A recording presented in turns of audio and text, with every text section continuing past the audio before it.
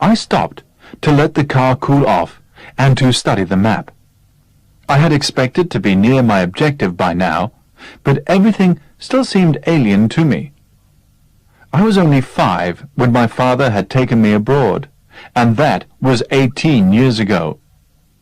When my mother had died after a tragic accident, he did not quickly recover from the shock and loneliness. Everything around him was full of her presence, continually reopening the wound. So he decided to emigrate. In the new country, he became absorbed in making a new life for the two of us, so that he gradually ceased to grieve.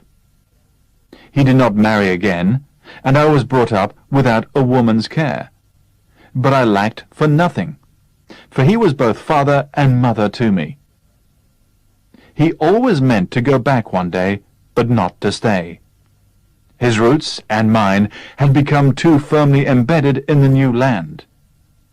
But he wanted to see the old folk again, and to visit my mother's grave. He became mortally ill a few months before we had planned to go, and when he knew that he was dying, he made me promise to go on my own. I hired a car the day after landing, and bought a comprehensive book of maps, which I found most helpful on the cross-country journey, but which I did not think I should need on the last stage.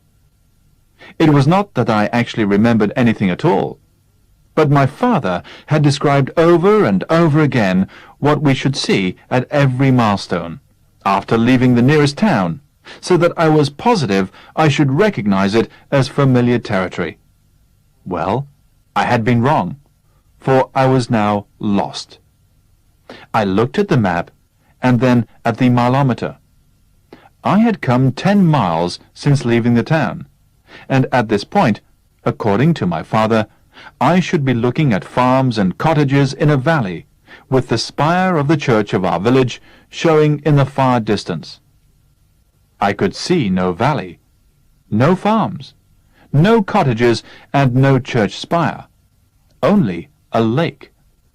I decided that I must have taken a wrong turning somewhere. So I drove back to the town and began to retrace the route, taking frequent glances at the map.